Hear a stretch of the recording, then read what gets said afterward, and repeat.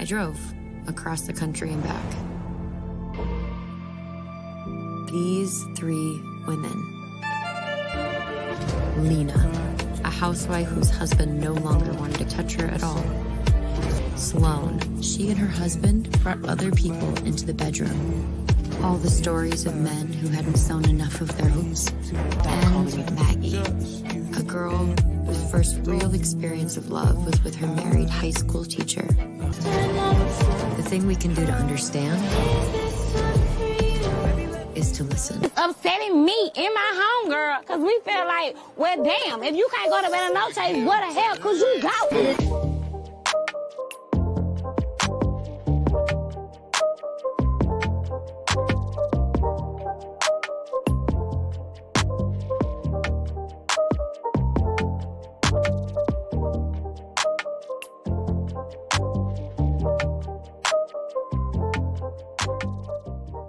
I drove across the country and back. These three women. Lena, a housewife whose husband no longer wanted to touch her at all. Sloane, she and her husband brought other people into the bedroom. All the stories of men who hadn't sewn enough of their hopes. And Maggie, a girl whose first real experience of love was with her married high school teacher. The thing we can do to understand is to listen. Hey, you guys, and welcome back to the channel. If you guys are new here, my name's Ashley. This is My Sweet Perspective, where I give my take on all things TV and movie related. And y'all know we are back like we are every single Sunday to talk three women. Now, y'all, some episodes are better than others. I will say that this episode, I felt multiple things during this episode, and I'll just sit it right there. We have the panel, we have slides, we have everything that we need to get started. So let's bring the people up. Kay, how are you doing today? Happy Sunday. Are you ready to talk about Maggie tonight? You know, barely, because Maggie's story, I don't know what they wanted us to get here. I don't know what story they was really trying to tell us here. I'm still trying to figure out what was they trying to convey to us. Baby, that's where I was stuck, because I'm like, y'all are really romanticizing this predatory behavior, and it's coming across very, even her motivations, but we'll get into it. We'll get into all of that. I concur. Next to the stage, Dom. How are you doing today, Dom? You ready to talk about Maggie? I'm ready to talk about it so we can be done with it. Because as an episode, it was fine. I'm just not as invested in her storyline, but I thought it was a well done episode. I thought it was well done. He said, I'm just not invested. And this is the story I honestly thought that I would be invested in, right? This young girl, is groomed and seduced by her teacher, but it's nothing that we thought it was going to be. At least I didn't. Last but not least, Tyra over there at The Struggle is Spectacular. How are you today, Tyra? And are you ready to get into Maggie and all of her Maggie-ness? I mean, not really. I don't care. I don't know what I needed to see. Whatever you saw that would make you anticipate Maggie's story, I felt deep down in my loins that I wasn't going to give a damn about Maggie. And I don't. It was such a drop off from where we left. And I just feel like at this point, it should have been the Lena and Sloane show. Well, listen, when I read the synopsis at the beginning of the season, and they said, and I quote, hold on, let's bring it up. They said, Maggie summons the courage to tell her parents and the police about a relationship with her high school teacher that's been affecting her life ever since. Listen, with that log line, with that synopsis, I was like, oh, this is going to be good. We're going to get into it. We're going to see what a true predator looks like, how it goes. That's what I thought. But y'all, let's get into it. You know, we have to start here. This is where we start every single time. And Kay, I'm starting with you. What are your overall thoughts of episode 4, Maggie? That nobody cares about Maggie. Like nobody. Not her drunk daddy. Not her sister letting her out the house with her overgrown husband going to that overgrown party, not that overgrown teacher and his family. Not the Blade even writing this book about Maggie. Don't none of y'all care about Maggie except maybe her black therapist, because he is shocked and appalled at how she has been living this story. Oh my goodness gracious. Dom, overall thoughts. I know you said it was well done. Any other overall thoughts on this episode? Well, I thought that what we got what I felt like the log line gave what it promised. I felt like we did see how a predator works. I felt like this episode was, I think the romanticization of it was on purpose because we saw everything through Maggie's perspective. And when you're 16, you do look through a lot of things through rose-colored glasses, and you hyper romanticize all this other stuff. And so I felt like it was, because a lot of times when we see predators depicted, it's always like, you know what I'm saying? It's always like the weird old man from Family Guy. And I'm like, that's not how it happens a lot of times. A lot of times it's the charismatic person, the person that it gets you to trust them. Like, they don't seem creepy to the person they're manipulating. And so I felt like in that vein, it was well done, because it almost made you, like, you had to remember, like, wait, we're talking about a child here. Like, what are we doing? Like, this is real. And I'm like, and then I got the actor who, I mean, he's from Magicians and I like the actor, but they got the dude who looked way too close to the teacher who from Pretty Little Liars, who was also in an inappropriate relationship that they actually romanticized. And so I thought, I felt like that was on purpose. But yeah, so in that vein, I felt like it was done well. Okay. And Tyra, overall thoughts of this episode? Well, we know you I mean, what she said, Dom summed it up pretty much. I mean, it felt generic. I don't something about it, of course, because we've seen these scenarios. I just thought it would feel different with Maggie, or we would explore it in a different way. I'm not surprised we were romanticized it because she is 16.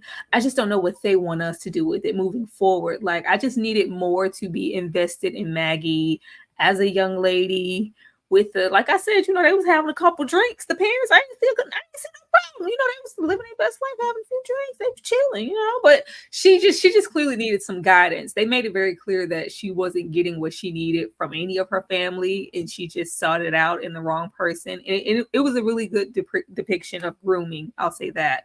But yeah, I would be lying if I was like, oh, I can't wait till we get back to Maggie. No, I'm not saying that. Oh yeah, So let's meet Maggie. We know she's a student in North Dakota.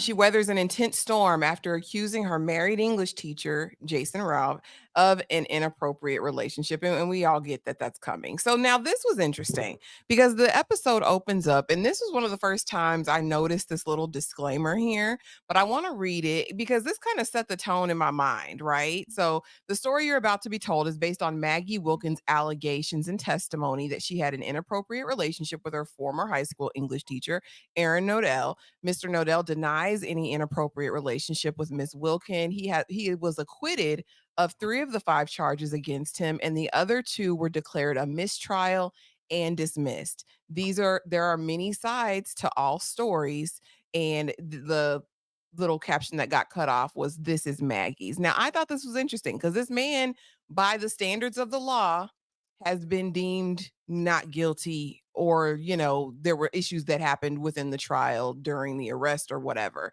What did you think about them leading with this, and did it make you go into the episode any differently, Dom, when you read this?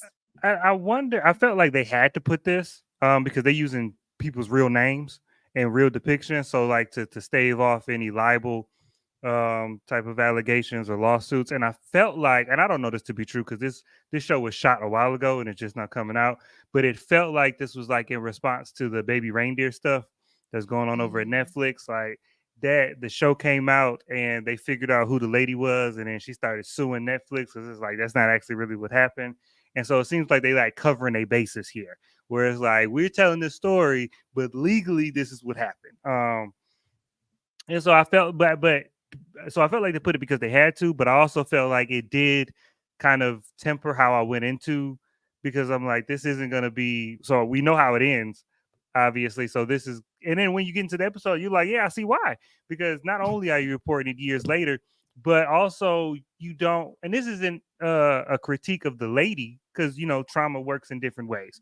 But I'm like, I was like, you went into this with no evidence. You didn't keep none of the text messages. You didn't have no pictures. You didn't have nothing. It's all he said, she said stuff. He said, she said stuff years later. And nobody prepared this lady for what was about to happen. Like the therapist kind of tried to help, but the cop, nobody she talked to was like, look, this is going to be very hard and it's probably not going to happen. So you need to prepare for that. I thought the therapist was inching toward that when he was telling her to savor that moment. But I was like, nobody makes this lady understand that this is not going to go the way she wanted to. Mm-mm. And yeah, so I felt like with this tag in the beginning and with everything they showed, it should have been clear to everybody that this was the most likely outcome. Absolutely. Tyra, did reading this little disclaimer temper your, I guess, thoughts going into the show? Well, yeah, because we don't know these people. We don't know how this ends, even if it is based on true events. For all we knew, she got justice. So the fact that they're opening with this, like, well, y'all really have to come with it in the episode to keep us invested, with us knowing all along how this is going to end. And then when we get the episode and I'm kind of unsure on why she's pursuing it, and it doesn't like solely feel like I'm doing this for the right reasons, because I don't want this to happen to another girl. And it's more so kind of an in-between of, I want him to acknowledge me. He's not, saying, it's just, I don't know what to think about her character, but I'm trying to go in with leniency because she is so young and she was a child. So she might have this warped perception of what it is. So I guess we're just supposed to be looking forward to where she is emotionally and why she wants to pursue this, whether it ended, in her favor or not. But yeah, this was different. I'll say that. Yeah, I think it is about the journey, because I was left feeling, again, wondering, because in most stories, in most shows, in most movies, you're led in a direction, right? One way or other, for good or bad. And this one was kind of like, how do you want me to take Maggie? What do you want me to feel for Maggie? What do you want me to think? What do you want me to think? Like, what am I supposed to be gleaning from this? But we'll get into it, because my first question was motivation. Kay, did this disclaimer do anything to you? Did it? No, because they told us this story of this poor girl, and I guess they just wanted us to know at the end, she did all of this for nothing. She fell in love with this married guy who was just pretty much a predator. And none of her family paid attention to her or the signs that this was going on. And it's just like, okay, let's backpedal and do something about it. And it's just like, where were y'all when it was going down? Yeah. So if you remember from episode 1, and you'll have to go back, right, to remember this, but basically she wasn't making a stink about this. He wasn't present on her mind until she saw him on the news station. And basically he has been nominated to be Teacher of the Year. And this got her wheels churning. She went back to her Twilight book with all the notes in the margins, her keepsake box of all of everything that he had given her, I guess, little mementos of everything. And she basically sends him an email, a letter, whatever. And it's like, I need you to explain to me what this was. And ultimately in the narration in this episode, we hear from Gia that basically she wanted not only acknowledgement, but to know that this was really love. This was a love situation that they had, and he paid her dust. He didn't ignore it. And so all that I can glean from this is that her motivation was, I was ignored. He should have responded to me. Now I'm going to do something about it because I'm pissed off. And CT, yes, the Twilight books, the first one. Tyra, I'm going to start with you. What did you get as her motivation for going down this road? Was this about healing? Was this about exposing him?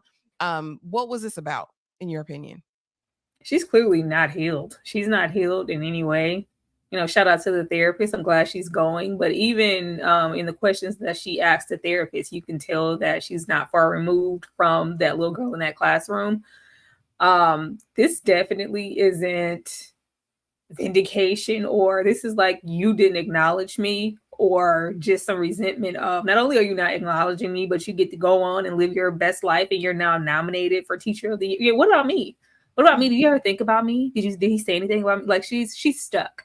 She's stuck, and I think we're just going to maybe get a different depiction of how these things could end, because we're used to seeing somebody really, knee deep in their trauma. They're trying to get over the situation and they want to be vindicated. They want the person to pay, because with age, they realize that this isn't what I thought it was. You took advantage of me and you need to pay, regardless of how long it takes me to come forward. She's not there yet. She is upset because he didn't acknowledge her. That first episode, even with this, we see her, stalking the man and trying to congratulate him and sneak and put that card in his mailbox. Like she's not evolved at this point to want to have any vindication for the appropriate reasons. Yeah, absolutely. Kay, what did you think about Maggie's motivation for pursuing this? Yes. I feel like she should be pursuing it because this grown behind man is a child predator and took advantage of her over he never left his wife and kids for me. And look at him, everybody's praising him when he should, like, where am I at in the story? It was supposed to be me and him, because in her mind, because she romanticized it so much. She went into them Twilight books, romanticized it, and nobody saw what she was saying except for her. Mm-hmm. And it hurt, because she thought somebody was paying her some attention, because obviously Alki Daddy was not doing that. Oh, child. Nobody was paying it. She was just cruising under the radar. But she should have been seeking out some kind of justice for being taken advantage of and him breaking the law and ethics, versus he ain't take me on the journey. I should be standing next to him in the Teacher of the Year pictures. That should be me. Yeah, I'm grown now. We could be together. And basically, we also find out that the catalyst for this, aside from being ignored, was one of her friends. And the friend is the only one who mentioned the possibility of him doing this to other young girls at the school. Dom, what do you think Maggie's motivation is behind going down this route? I very much hope it doesn't stay this way. I hope that this is actually what her journey is supposed to be, because right now, Maggie is the woman that the internet creates whenever women speak out about men. It's like, oh, you would just now speaking up because he's doing something positive and he didn't pay you the attention, so now you just trying to tear a good man down. Like, that's what she's embodying right now, and it's more out of jealousy than any type of altruistic reason. Like, that's because when she talks to her friend, when she talks to the therapist, when she talks to the police officer, at no point does she bring up the fact that now people will know, so he can't do this to anybody else, or now we can put it out there so nobody will suffer what I had to suffer. That's not where her mind state is. Her mind state is, he didn't give me what I want, and so now everybody needs to know what he did. Now and now he's got to pay. And I'm like, and so if that's where she's coming from, because she's been so entrenched in the trauma and she can't wrap her head around the reality of the situation yet, and then through therapy and through this hard ordeal that she's about to come through, she realizes and sees the light, then I'm fine with that as far as a storytelling thing. I just hope we get there. And I just wish that they would have gave these women their own season, so I didn't have to wait so long to figure it out. Because now when we meet back up with Maggie, I'm not gonna care. I'm gonna forget, and I'm not gonna care. I don't even remember the first episode that we talked about. Like, when you told her that it was because he got Teacher of the Year, I didn't remember that. So I'm hoping that they make it a little bit more compelling. And I wonder if the real woman was this into Twilight, or was this a thing in the show? Because making her so obsessed with a book about how a young white woman falls in love with an old man as a parallel to this storyline, I feel like was a little on the nose if it wasn't like a real thing. So, I mean, yeah. And I think now that is the one thing I will give kudos to the writers of this episode, because it does call into question that idea of what a perfect victim looks like. And is the reason she's pursuing this, right? Even though the motivation is jealousy, it doesn't negate the fact that what he did was wrong on every single level.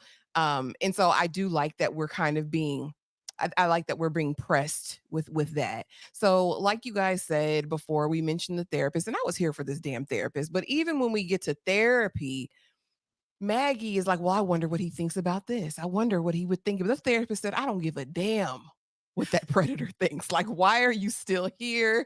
What are we doing? In this discussion, we learned that not only has she never told the police, I think a few select of her friends know, but she's never even told her parents. Kay, I'm going to come to you first as the therapist. What did you think of this therapist's approach with this in this type of situation? I know you deal with trauma in some of your patients, a lot of your patients. So is this the approach you would have taken with Maggie if she was your client? Sometimes you got to bring people into reality, and if they're not, sometimes when they're not seeing the forest for the trees, and I'm trying to give you all the psychological terms and it's still not coming together, then I have to take my therapist hat off and put my mom hat on and be like, look, listen, that's not what you think it is. You're romanticizing something. You're looking at the fantasy of a person versus the reality of this person. And I need you to see the reality of this person. And I know it's hard to see the reality of the person because your reality sucks. Okay. We go back to reality. Your dad's an alcoholic. Nobody cares about you. So if we jump into fantasy land and we start reading Twilight, your teacher is Edward Cullen. That's not where we're at. Okay. He needs to be in jail and you need to wake up. Because sometimes, see, when you try to be too technical with people, they still want to play games. And then after a while, I'd be like, do you want me to listen? Do you want to hear the truth? What we doing today? Yeah. Yeah, I liked that he seemingly supported her, but was stern as well. Like, I don't care about what he's doing. We need to acknowledge the truth of what happened and how can I support you in your next step? Dom, what did you think of the therapist's approach and what did you think of Maggie in therapy? No, this was one of the better depictions of therapy I've seen on TV. Like, this guy was really good in my opinion. And because at the end when she was talking about after she spoke to the police and he was encouraging her and he was like, that's good. In the back of my mind, I was like, don't leave it there. You got to say something. You got to let her know what's coming. And then immediately he was like, all right, because it's going to get hard. I was like, thank you. And I did want him to go a little bit farther, and maybe because this is a show, so we got to do it episodically. I did want, like I said earlier, him to like prepare her for. I wanted him to prepare her a little bit more for what was about to come. But I did feel like everything he said was good, and I felt like he responded to her well. And I felt like, as far as TV therapists go, this was a better depiction than we usually see. And I think that she's good for going to therapy. I think that's always a hard step. I think that and it's a good framework for the show narratively. Like, for us to jump back and forth in time through therapy is always an easy and clear-cut way to do it. So the therapy sessions is great. Tyra, what'd you think of this therapy session? Do you think it's serving her and do you think she's taking the therapist's advice at all? This ain't serving her. This is not serving her at all, or she wouldn't be giving those responses that she was. If it was going to serve her, she needs a whole lot more of it. It's going to take more time. I was glad to see that it wasn't like, well, because people, I think, often think of therapy as like babysitting and coddling, or somebody like, I'm paying you, you're not going to tell me what I want to hear. Like, no, girl, I don't give a damn about that. I'm not in here to, mess around with you. This is what it is and this is what it isn't. And you need to prepare. Like, we're trying to get you to heal. I'm not trying to, babysit you in here. Like, you're not 16 anymore. But them responses, child, I don't know how long she's been going to this therapist, but we need to go a whole lot longer. Because why are you asking him? Like, well, you wonder if he ever, like, girl, what are you talking about? Why is your mind even there? Her mental is not in this headspace for healing. And that's what's interesting because I do think this is another point where it brings up this question of how does she have the fortitude or foresight to be in therapy but still be stuck in this other place? It's very interesting. So I would be interested to see what the origin story of therapy was. Was she there under different circumstances and this just happened to tie into it?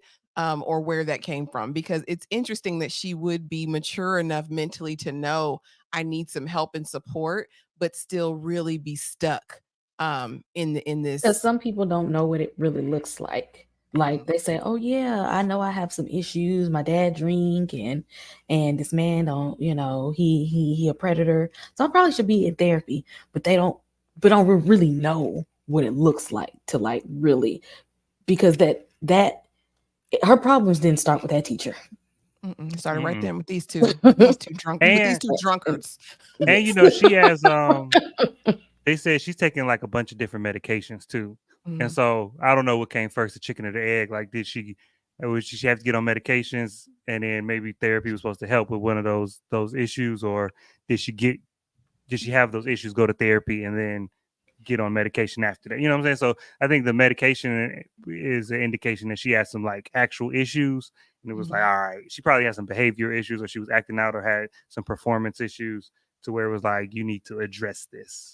There's some stuff, and we're gonna get into it because we're gonna meet some of the stuff that happened even before the teacher comes. But so she finally opens up to her parents, something happened. Okay. And we find out that the parents are toxic as well. And Dad, I'm not here to take care of you in this moment. I'm always taking care of you. I'm gonna do better. I'm gonna lose weight. I'm gonna get my job back. It was literal verbal diarrhea he was spewing out after he's acting like this hurt him more than the trauma hurt her. And I'm like, imagine living in a household with parents that are going to make that their issue and make it about them versus speaking to you and where you're at in the situation. I will say mom may have tried a little bit harder, but to me it was too little too late, because what were you guys doing? You didn't notice a change in your daughter after Hawaii, and we'll get to Hawaii. The other daughter called you, so you knew there was a potential for behavior, right? So, Tyra, what did you think of her parents? Mopsy and Bopsy, the drunkards. Child, I had a little hope when he grabbed that coat. I thought he was gonna go set it off. I was like, "Oh, you went to the garage? Yeah, he went right here to cry. You went to the garage? Oh, okay. I thought you might have been about that life." But yeah, they're making it about them, because it's like, we failed you. We weren't, alert. We wasn't around. You didn't come to us for umpteen amount of time. Like, I'm sorry. I'm gonna do the fact that he's saying like, I'm going to do better. I mean, we're still in a state of drunkenness, or late nights and early parties and having a good time with my wife, because that's what it looked like they're doing. They just drinkers. But yeah, he's making it about him, because like, I wasn't there. Like, how could I have missed this? And she's just, it's still not what she needs in this moment. Because even, I'm gonna do, it's like, I don't need that. I was like, hug your daughter, do like, go set it off, get the gun. He just went to the garage. And then the mom, like, they're just really ill-equipped to deal with this. So it says a lot as to why she didn't feel comfortable coming to them in the first place, or why she didn't feel like she needed to confide in them and say, "Hey, there's this older teacher. He's being inappropriate with me." Like this, she needed some attention, because they were only apparently giving attention to each other in some Jack Daniels. Yeah, because I just feel like my mama was in my business. I didn't have no business in high school. Still, I didn't. Like everything, there was no closed doors in her house. Whatever was in that house was hers. She had access to go through any and everything, and would at will if need be. Dom, talk to me about the parental units. Like when your baby's not a teen yet, but do you Lord. think you'd be oblivious to something like this? No, well, you I mean, always God forbid. yeah, let me be. I hate to be like, yeah, ain't no way. When it's always something parents don't know. There's always a level of things parents don't know. But at the same time, I feel like when you're invested and you are active and you trying, you don't. There's also some things you just can't not know. There's some things that just can't go on that you don't have some sort of indication or inkling on.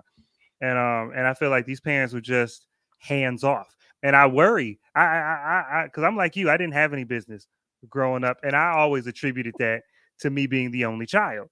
All my siblings were like half siblings, so they didn't grow up in the house with me, and so it was just me. So I was like, well, I'm the only child they got to pay attention to, and I'm like, this Maggie is the last child. She's the baby, which is I think why she a little spoiled.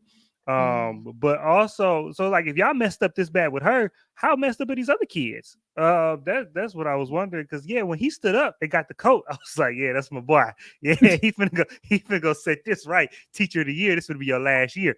But but I was nervous. I was confused because he got up and left, and the wife wasn't like, "No, James, don't go." And because he was just going to the garage. Oh, To get a drink at that. yeah, man, this raggedy. But I also think both the parents reacted poorly. I think the mom reacted worse than the dad because the dad was the dad had a range of emotions. Not all of them were good, but his immediate reaction was to apologize for his failure. I felt like that was a good place to start. Then it turned into anger because you was telling him we was fighting. I felt like he was wavy because he drunk and irresponsible, and he's an addict. So it wasn't a great response. But the mom was just kind of like, "You want me to go to the station with you? I brought you a plate. Everything's okay. Are you sick?" It was like I was sick or had a bad day at school. Like, no, I was assaulted. Like the dad was at least tore up about it. Now, how he displayed it could have been better, but he's also a drunk. So he the reason I'm in this mess. So I got a grade on the curve a little bit. The mom to me was just like, oh, I see how everything just happened under your nose because you're not invested. You don't get excited about nothing. You still trying to eat dinner. And so I see how this happened because when you come home from Hawaii and I hear that a 30-year-old man assaulted you. First of all, the sister we got to deal with. I'm gonna deal with the sister on my own time because I might have to show up in Hawaii and deal with all of them in Hawaii. But also, I'm checking. First of all, you going to therapy then, so therapy starting then. When the plane land, you getting a hug and some therapy. So, but these parents just dropped the ball in every sense of the word. So I can't be too mad. They did. And this is important, Dancy, because absolutely there is a stereotype that all predators are men and all the victims are always women. And that's couldn't be furthest from the truth. And if we haven't learned that in the last, I'd say 10 years with all the exposure that's been done. But Kay, what do you say to that? Because there is still kind of a stigma around men and young men who were victims or too predatory behavior. And then talk to me about the parental units, honey. I don't know. It's a lot of things going on with this Diddy case that shows that women are not only the victims. Okay, Come on. it is definitely not the case right about now, and especially in Hollywood. If you listen to some of these young men, child actors, that'll let you know it ain't just the girls that are predators. They just not speaking up enough. Not that they're not there. We know they're not there. They just don't come forward at the same rate. Because of obvious reasons. And Ashley, you're gonna have to trim this part out, but I probably wouldn't tell my parents anything either if that was my dad and he was a drunk little bitch. Because instead of going, I thought he was like Dom said, we thought he was about to go out there and grab that rifle. Now the way he was drinking, he probably wouldn't have made it all the way there, but it was the intent. We thought the intent was that, oh, somebody, defiled my daughter's pocketbook. I'm about to go set this thing off. And he went out there and cried. And grabbed a beer. I said, if you know what, I was like, Maggie, just leave his punk ass right there. Because clearly you're raising yourself. This is why you didn't tell them, because what did they do to help? Okay, they debunking all stereotypes. Any man like, let it have been my daughter, I would have set it off. Like, no, I'm going to the garage. Yeah, I'm going to the Like, garage. Ooh, child, this is like this too much. I got to drink. to work some wood and to have a beer because I got to take a drink, girl. That was a lot. What? So we get to the West Fargo police station. She's filling out her statement. My teacher was inappropriate with me. Here, sign the paper. Somebody will be with you in 2 seconds. All right. And so we see her intake process. She meets with the officer who's going to take the official statement, and he wants to know where everything started. And she says, well, what do you want to know? Do you want to know where do I begin? He said, just begin, girl. Just tell me what happened. And we get a glimpse of her in school, and we see her interact with the teacher a little bit.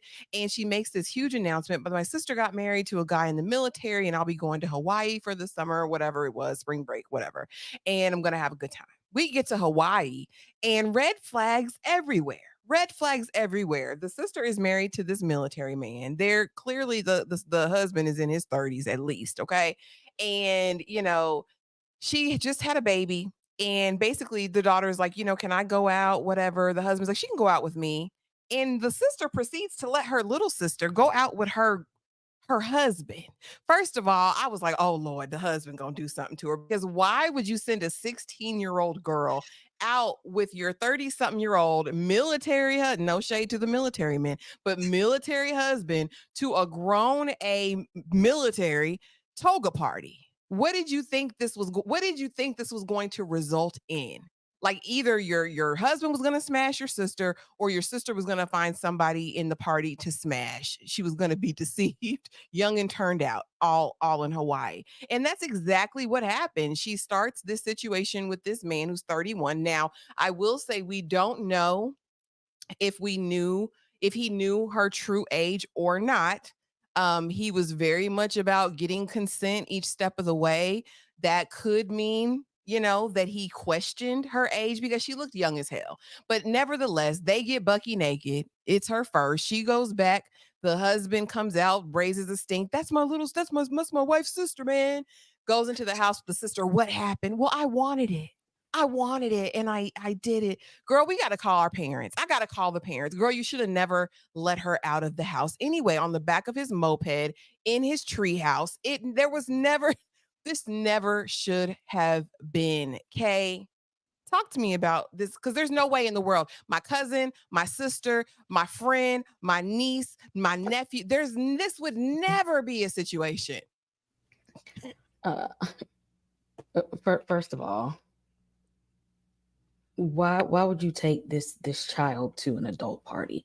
Okay, if you're gonna take her anywhere when I'm sitting here with the baby, I better be going to get some ice cream and bring me and the baby some back. Okay, why are you taking this is adult party? And then why was she accompanied to adult party and I'm sitting here stuck at the house with the child? Actually, matter of fact, you come babysit and me and my sister want to go hang out. Because what are you thinking? Let me spend some time with my sister. You bounce little Tommy. There's no way. Yeah, there's no way. Because there is no way that they could have logically put this, that it would ever made sense to me. Ever. Never. Dom? This was actually, and let me explain why. This was actually my favorite part of the episode. And this was, to me, the best part of the episode, because the dynamic between her and the dudes that she actually slept with, I think, was intentionally vague, because and the actress is 28. The actress who plays Maggie is 28. And I think that it's important for that situation to be vague, because the man she slept with could be in the wrong, could not. We don't know. But that's not that's not the important part about this, because the important part about this is that there were so many dropped balls to get her in that situation, that because the idea that men like that are out there, the idea that your men who will take advantage of your daughters are out there, will never change. We will never get to a point where those men don't exist. The job of every person who has a responsibility to a younger person, whether they're man or female, is to not let these people get into those situations. And the problem starts, I guess you could say it starts with the parents, but immediately with the Hawaii situation, the sister is totally inept, and you raising another little kid, and you can't even be a good big sister, because not only did you let your sister go to this party with this 30-year-old man, which is crazy. And I'm gonna put shade on military men, because no, they all ain't bad. But my wife was in the military, and I done seen the statistics, and I know what happens. And it happens too often for us to just be willy-nilly about it. We ain't gonna act like it don't. We ain't gonna act like it's every person in the military, but we also gonna act like it don't happen a lot. And so you letting the 16-year-old go over there is unacceptable. But also, when she went to hang out with the dude on her own in his treehouse. However, you allowing that was so crazy, because even when she buckled, and when sister buckled, it was like, if he does anything you don't like, you leave or whatever. Where is she gonna go? She just I went don't know nobody. she went on the back of a motorcycle on an island she's never been on. What is she gonna do if she runs away from him? What's she gonna do? Call you? Where you at? I don't know. I see trees and I see a beach and I see the sky. Oh well, you still in Hawaii, I guess, or unless he slept you and took you back to California. Like, what's the protocol for this? There is no protocol. That's why you don't let them go. That's why you don't let a child go unaccompanied or accompanied with a grown man. I thought he was like 19, 20. I was like, until he said he was divorced already, I was like, oh, he must have just been enlisted and he might be 18, 19.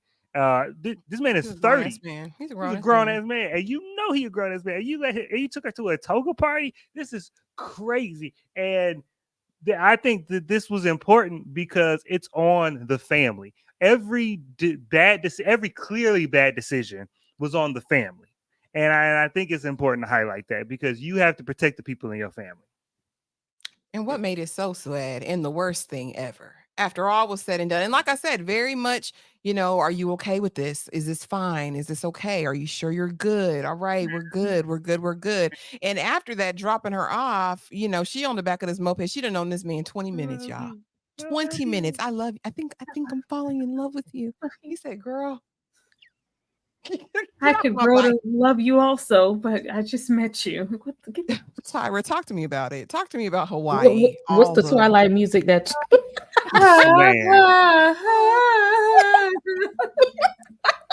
She about to go from Jacob to Edward. I was playing in her head when she was on the back of that motorcycle.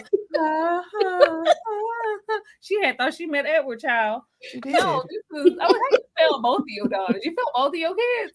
Both. That little military man went by squat. When she came out of that water, it's just like, can you just get the baby? I'm trying to draw off here. You didn't see him hold that baby not once. She's doing all the little housework. Like, girl, like we already see what their dynamic is.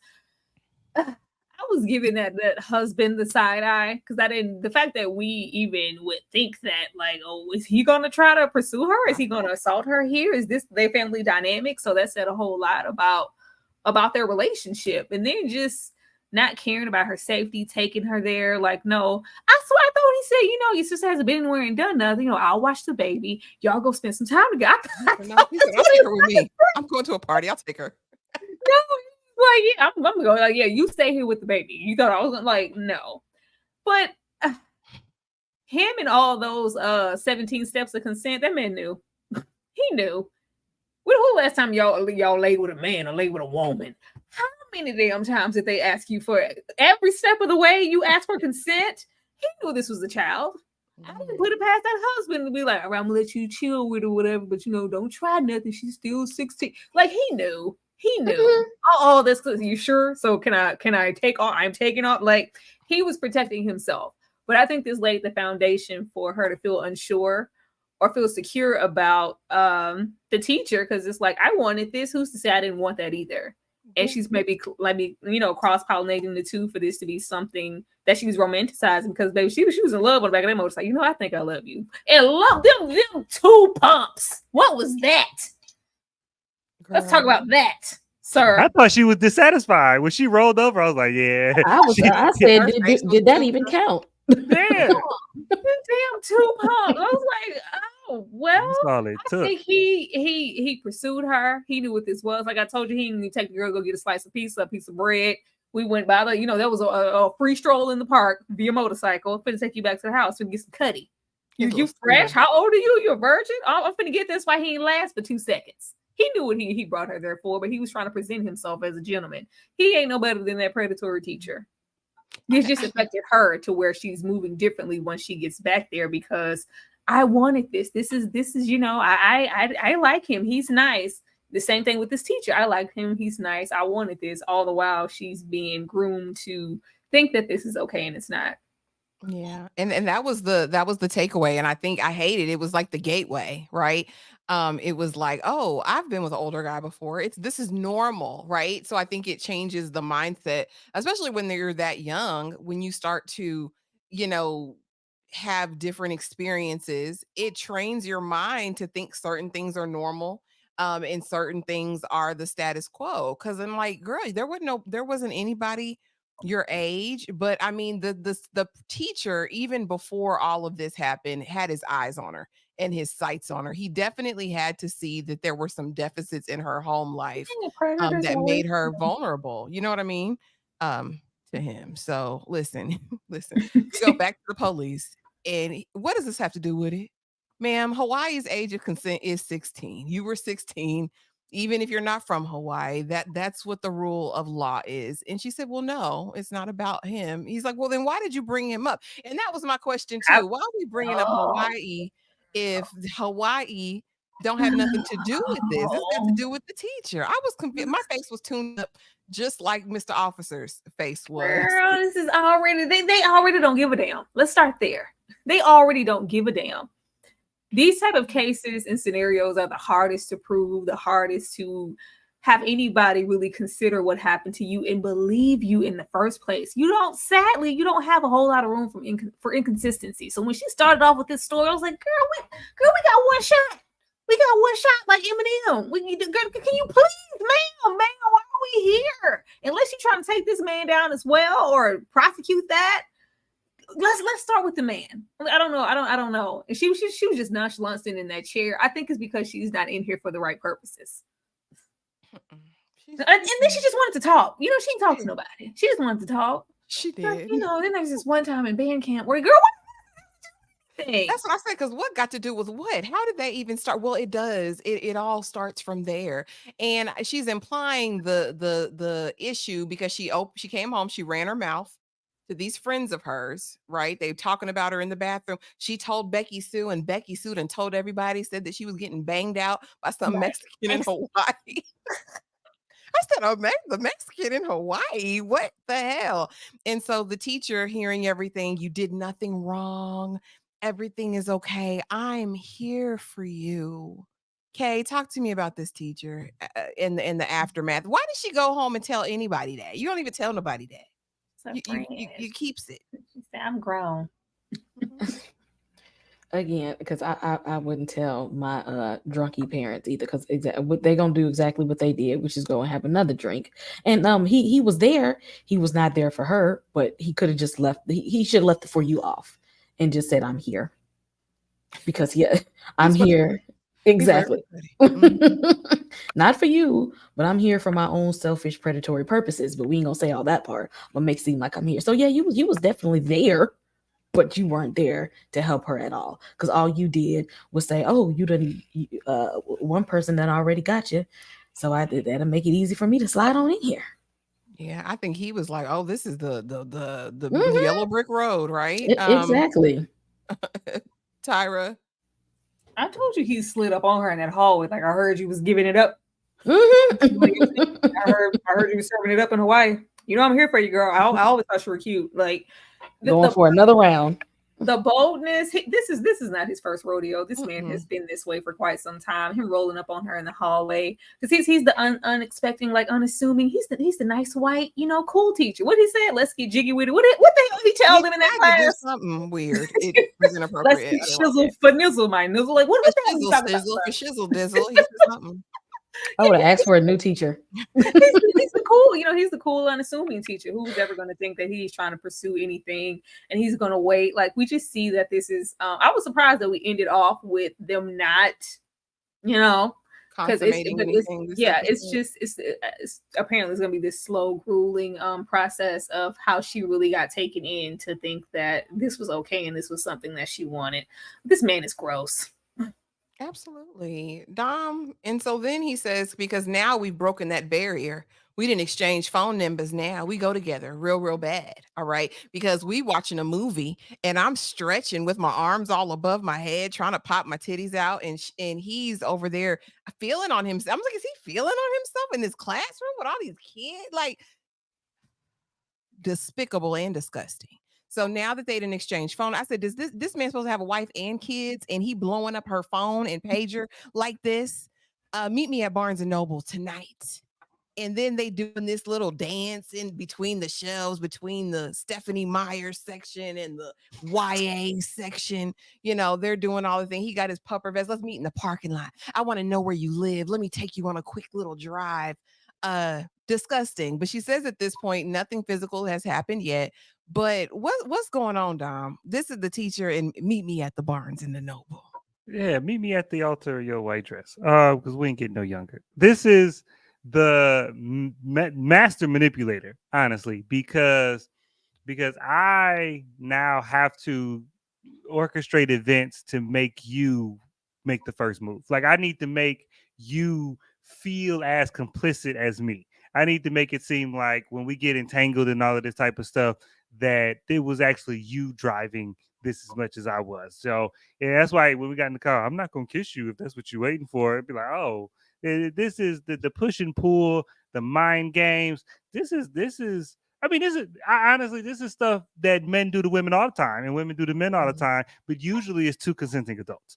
And these are the games because we can peep game and we decide if we want to go with it or not. But when you're dealing with a minor, an undeveloped brain, somebody that you have an authority over, and you are manipulating them without their knowledge, without they don't have the faculties to understand the subtext of what you're doing.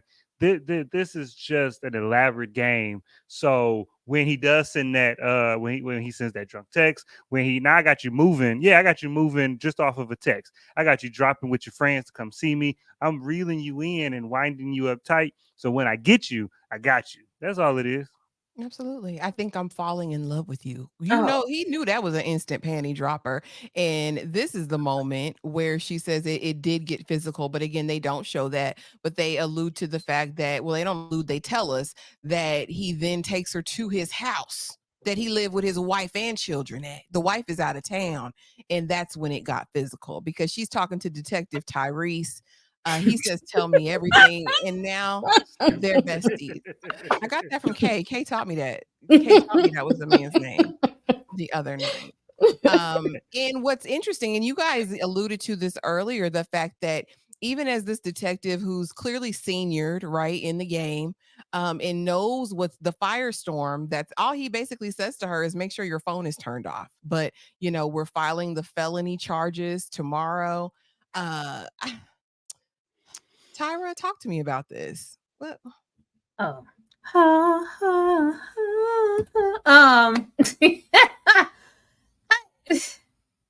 I don't think she's prepared. She's not prepared. I mean, I do like this depiction of the police department and the whole process of the filing. Nobody really cares, girl. We see, up 10 dozen cases every single day. Like you're just another one. Do know that like he's not briefing her for what this could all mean. And weren't the parents sitting outside also? Mm-hmm. Yeah, like they're not prepared for this. Even when they're reflecting, like, okay, they said it's foul. Like the case of like, well, all right, well, yeah, she's not prepared for this, and I think that this is going to do more harm to her than this actual man, especially if he if she hasn't saved anything or besides, those little keepsakes. Who's to say what he's saved? And with him being this mastermind, this manipulator, I'm sure a lot of the stuff that he has is probably showing things in his favor. Everything he's done from the moment of her just being in his crosshairs was to make it go, well, she pursued me. Mm-hmm. She wanted me. She even with the Barnes and Nobles. Well, it was a public place. It was Barnes and Nobles. There was people like there's just that up until the escalation of, well, yeah, this happened, but she was coming on to me the whole time. I never like this is designed at this moment to be in his favor than hers, and I feel like we're maybe going to go down a journey with her breaking even more than she is now. Oh yeah, because they're not even equipping her for what court is on. This is just the preliminary. This is just the allegations being made, right? They have to wait for what, an indictment. They'll have to go through that whole process, and then if it goes to trial, they're gonna rip her out of the frame. Sit up there and we'll sit across from this man that you're still caring about in some way, form, or fashion, and say what he did to you and get up there. I think it's gonna break her because he's been whatever to her and was just to get her in this position. So when he gets on the stand to tear her down or make her look like she'll be, oh, I thought he cared about me. Like, girl, this finna get on my nerves is what's about to happen. Oh yeah, you guys already know. Dom, what'd you think of Mr. Detective Tyrese and his lack of preparation? I feel like he didn't equip her. Well, let me first say that this is further proof that nobody will care about you. Nobody will take care of you except the black man. Because she went to that receptionist, didn't care. Went to that white intake officer, didn't care. You went to the white man getting her a drink, got the record. I'm talking now. He experienced. He talking to her. He talk. He getting her comfortable and getting and getting it out of her. The interview process I thought was great. And but yeah, the preparation of the firestorm to come was a little lackluster. And I'm also curious because I don't understand. I know this isn't a legal drama show, but I don't understand how we got all of here off of her say so. And in a sense, like allegations aren't the only thing that goes to court. Like No. for us to file charges, I need some sort of like, come on now, it can't just be my word. And we know about and that's the other thing about the tag in the beginning. In the tag in the beginning, we know this went to court. We know he got charged with 5 different things, and there was actual a legal proceeding, and they haven't shown anything to necessitate that. Outside of he did this to me a couple years ago, and my word is all I got to show for it. I don't know that they necessitate 5 charges and a court case. What evidence are we bringing? We just No, all they we just say they'll indict a ham sandwich. They say in that grand jury room, it don't matter because the defense has no bearing. So if you have a prosecutor who thinks they have a whiff of something, I yeah, mean, but when you got an allegation, because I guess, and I don't know, I'm not a lawyer, so I get it. But the burden of proof is on the prosecution. Like you are innocent until proven guilty, so you got to show at least reasonable cause that this man has probable done cause. something, probable cause. And I just don't know that an allegation is probable cause. But There had to also, be more to get it to that level. So maybe that'll come out. maybe it'll come out. And that's why I say maybe these 3 women needed their own season. Each of these 3 women needed their own season The because I problem need a is little we bit wouldn't more. have watched Maggie's. We wouldn't have watched. We would have watched Sloane's. We would have watched Lena's just because Lena's off the chain. But we probably wouldn't have watched Maggie's. No, you're not wrong. Well, with this being so strongly from her perspective and them kind of cutting it off, we don't see anything. Is there a universe where Maggie is lying? There is. Just ask. People I, lie. people do And lie. and he's a man who's been found not guilty. And I think that begs the question then, because false allegations are made every day against people and they walk around with the stigma of predator of whatever, even if they're found not guilty, right? And so that does kind of beg that question. Could Maggie be lying? What y'all think? Drop it in the It chat. What do you guys think if on the this channel? if this wasn't based on a true story, then I would, or if this book wasn't written with like the consent of the women, I would have been like, yeah, that'd have been a great plot twist at the end. Is this was all she was just lying. But I just know, I don't think they'll ever definitively say that she was lying because no, I don't think Maggie would have gave her consent for somebody to write a book or make a show about her story if that was going to be how it ended. And so they might allude to it, but I don't think the show will definitively tell us if it was like, oh yeah, she was making it up or it was all in her head. That would be great for the therapy session to reveal that. Like at the season finale, he gets acquitted, and then through the therapy session, we just find out that this was some Twilight fantasy of hers. That would be great TV. It would be good TV. But it's like what Tyra said. It's so hard to prove even in real time, and you add 5 years to that. It's so hard to got to have be any something. evidence of it. There has Because to we be know something. with the Texans, with how obsessive she is, I would see her keeping everything that man ever gave sent to her. Like I don't see her deleting anything. Like she doesn't, she only kept the little mementos that are in the book, and then it's like, oh, these are the things that he gave to me. It got Because she's off, like all the rest of them in the show. She's off. So it did cross my mind. Okay, what do you think? Could Maggie be lying about it all? I think she's lying to herself. about the nature of the relationship. I'm pretty sure that he saw a means to take advantage of this young girl because he probably seen she was a little off, she was a little different, and know that she ain't got parents that care about her. But the relationship, because she thought that Stephanie Meyer was gonna write the next book about her and that man. That's how far gone she was. She was so far gone. She thought they was gonna be the next book. She probably That was did. gonna be Milky Way Galaxy. I mean, she is on cloud nine. Maggie's on cloud nine at this point. She's back at her therapist's office, and he says, remember this moment because things are about to get a little tougher. I want you to remember this is your North Star. Hold on to how you feel in this moment. I mean, she's so gleeful. She's so excited that she reported him. She's on the figure skates. Look, cheesing ear to ear like Roger Rabbit. Like she is living her best life on them skates. Detective Tyrese calls her and says, listen, homegirl, it's hitting the fan. It's going down today. Daddy's in the background saying, my baby, my Olympic star, she's back. She's going to be all right. She's going to be all right. And so I want to know from you guys, I'm going to start with you, Kay. What's next? What's next for Maggie? What's about to happen? What's about to befall Maggie?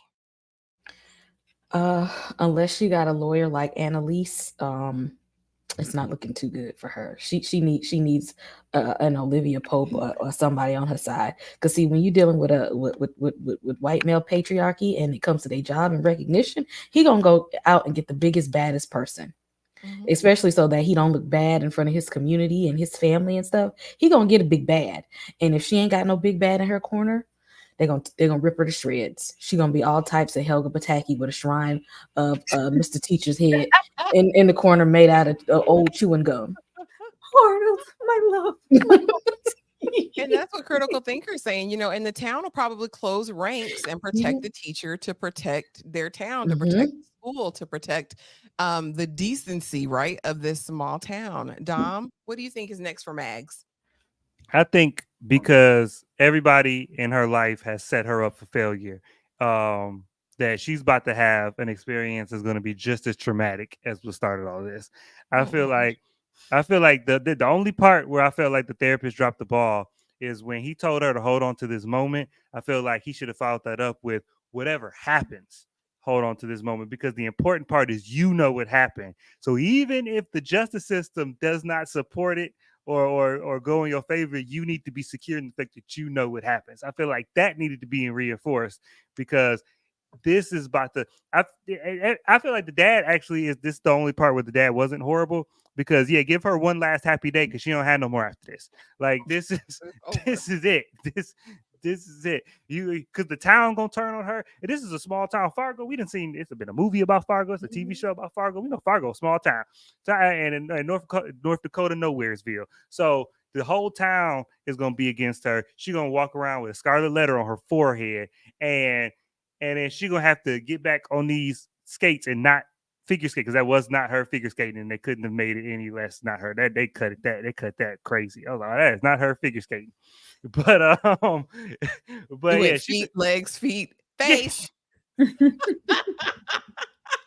was like, come on now. But no, it's gonna be rough. It's gonna be rough. I don't know how long the process is gonna be, but the whole every day is gonna be rough. And I don't see anybody in her life that's equipped or motivated to help her out. Maybe Dad will step up. Tyra, what say you? What's next for the Magster? She about to cry. He about to. Did you see that first episode when he realized she sent me like she's still here? I thought I was rid of her. I thought I would never have to see her. She's that trash man over. He gotta be mad. This man is finna fight now just to keep up this lie, to make himself look innocent.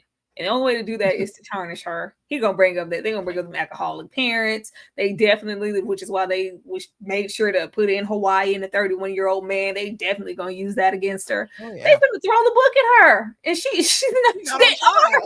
they are. She is, according to them, like not this innocent man, especially if he doesn't have an inkling or history, anything in his background. She has no evidence, and it's just her word against his, they finna rip her to shreds. Your hair is uneven. You never did anything with your life. Look, what is 6 years? You're working at a Denny's. What are you doing with your life? Like, they are gonna rip her up, and I just feel bad because I'm like, who's gonna be there to lift her?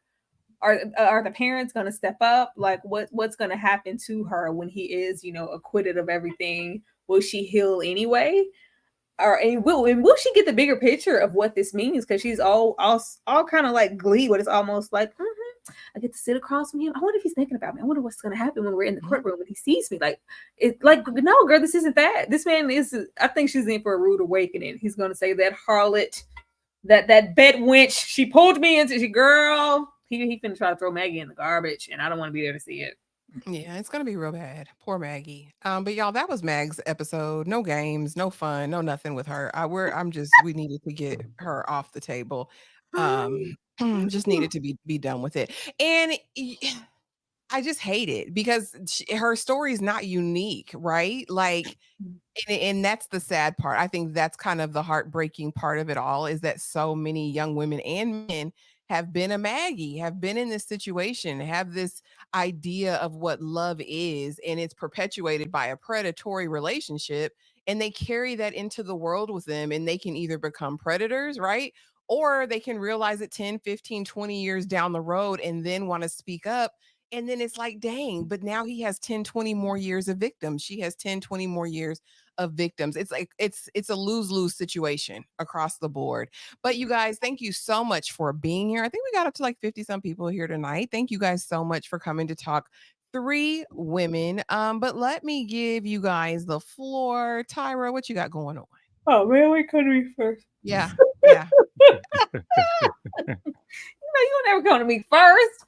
Y'all know what's up. Y'all know it up tonight. I am currently working on my Strictly Business video and finishing the editing on that so I can drop it and get into training day and get my skit together. Working on some members only things. Also, be on the lookout for what the hell I got coming? From be on the lookout for my solo recap of From, please, and go and support that if you are watching the show, as well as our Tuesday breakdowns. Drop down and suggest some of the newer, better movies that you guys have watched recently, because our well is dry. So Monday, as far as our new movie type of breakdown watch discussion, I don't think, because it's just dry county these days, so it's nothing really we want to talk about there. But we will definitely be back here for From, and I will definitely be dropping my solo video for Strictly Business and From episode 3. So be on the lookout for that, please. Thank you. Thank you much. Okay, what's going over there at Slice of Horror? A lot of horror stuff going. Yes, we do have From coming up. I will do my theories video, my theory short, because I got a new theory, y'all. I got a new theory, so I'm gonna put it in a short, and then we're gonna talk about it as a panel on Tuesday. Y'all know we got Grotesquerie coming up this week. Of course, Reasonable Doubt we have coming up this week. I dropped a video for Speak No Evil. I dropped a review for Salem's Lot. We have our members only watch along Saturday, Bones. Click the memberships. Also, our watch along for Mr. Crockett is Friday. That one is a public watch along. That is going to be Friday after Reasonable Doubt. I'm also probably going to do, of course, episode 3 of The Penguin for on Wednesday. I'm thinking about doing a review for Daryl and Carol, because y'all know I loved Walking Dead, and watching a movie called Slice that Tyra told me about. That has been on my list for a while, and I still ain't did nothing about it. So I'm getting on that this week. Thank you, Kay. Dom over at Screen Static Studios. What's going on? What's going on? Look, we got some stuff going on. I got a new video series. It's called Let's Talk About It, and where I just pick a movie related topic that I feel passionate about, and I just talk about it for a little bit. And it's usually something that's gonna get people upset and want to debate, because I like a good debate. The first video is about how Scarlet Witch in the MCU has always been a villain. She didn't just turn to a villain; she was a villain the whole time. And so go watch that. And then this week is gonna be what's wrong with the Jurassic Park franchise? Like, why can't they get together? And we're going to talk about that. And then my Penguin drops tonight. So the Penguin Live will be tomorrow night. And so come through for that. And then the Terrifier 3 comes out this week, so I'll be reviewing that. So just come on through. Awesome. Thank you guys so much for being here and hanging out with us tonight and talking Three Women. I know it was sensitive subject matter, but thank you for being here and being live in the chat as always. Thank you so, so much. And I hope you guys have a great night and a great week this week. See you guys in the next video. Thank you. Thank you. Thank you. Give me my money. Give me my money. Give me my money. But I might got my own money, but I'm sick of taking care of my damn self. I need a real man.